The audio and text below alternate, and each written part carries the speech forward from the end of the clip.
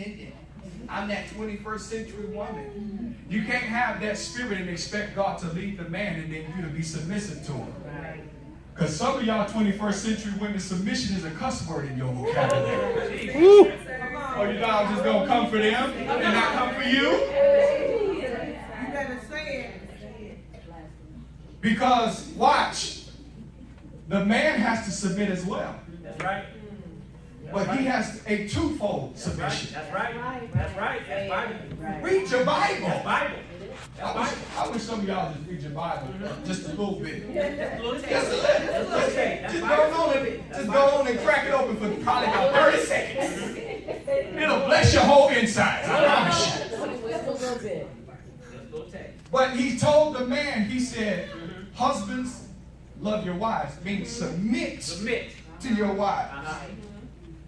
As Christ loved the church and gave himself a ransom. But then, not only that, he says, submit yourself to God. So you got to submit to God and to your wife. And your wife only got to submit to you because you already submitted to God, and y'all supposed to be submitted as one. Come on, do the math. There it is. There it is. Now watch. You can't go to your wife and be like, you're not submitting to God. Because I'm giving all y'all permission to tell them you weren't either. Jesus. Because watch, if she's not submitted to God, then it means that you're not. You're not. Come on. Monkey see, monkey do. That's right. That's right. Most times. And I'm about to come on over here because I'm about to say this. Come on through here. Come on through here. They're just standing right here so I can hide. And some are about to be mad at me. And those that are single, your submission is to whoever God put over you as a Lord or a headship. Hold up. Watch. Peter, I'm about to watch. It's so amazing that everybody say break it down, but pastor say be here, and none of y'all show up. Oh, I told you I was gonna come for you. If you're gonna be submitted, you gotta be submitted all the way.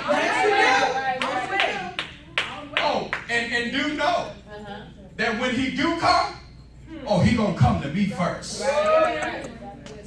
Because as you're submitted to who God has placed over you, as you're submitted to, listen to it, as you're submitted to who God has placed over you as your Lord or your headship, as the under shepherd, you can't just let any old pookie walk up in there and not say, look, I need you to meet my pastor before I can even go any further with you. Because guess what? My eyes can see a little bit farther than what you think they can. Go ahead, sir. Go ahead. Well, Pastor, I don't understand why he would be acting a fool. Well, if he would have sat in my office and I would have been able to see what he was really about, I would have told you, you better run and you better not even pass go to collect 300. Come on. Because as you submit to God's man, God's man has to submit to him. That's right. And guess what? If he's right, he will never have a problem with sitting under the man of God that God has submitted you to. If he has a problem with you sitting and meeting with the man of God, red flag. Red flag. Because it makes no sense for you to want, I'm going to say it, and y'all going to get mad, but it makes no sense for you to want God's approval, but you want to still shack up with God when God disapproves it. Come on. Oh, I believe in holiness. I believe in holiness. You cannot expect God to bless you. Jesus. Well, Pastor, it's just temporary. It is. You're right. I believe you.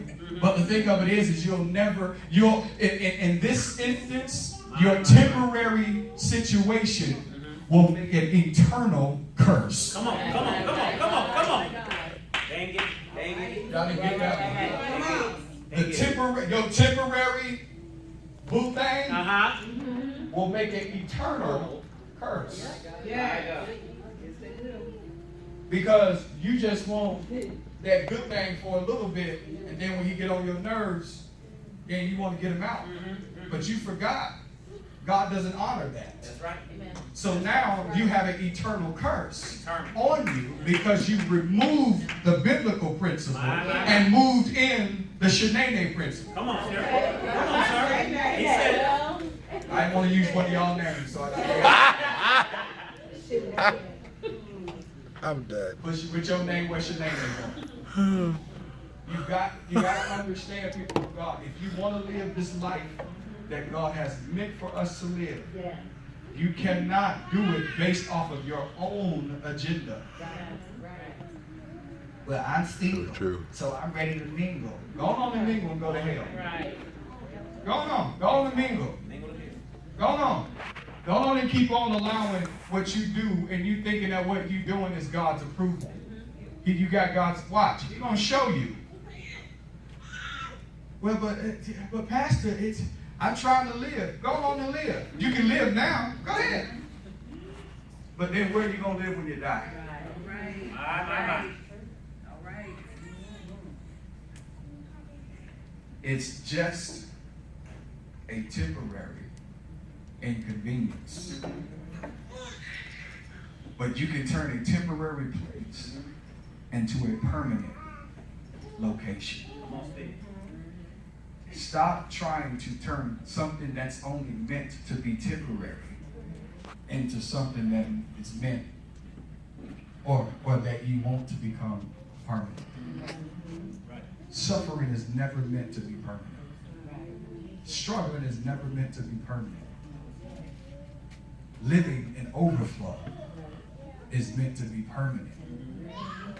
But God never gives overflow when you still want to hold on to being broke. Right.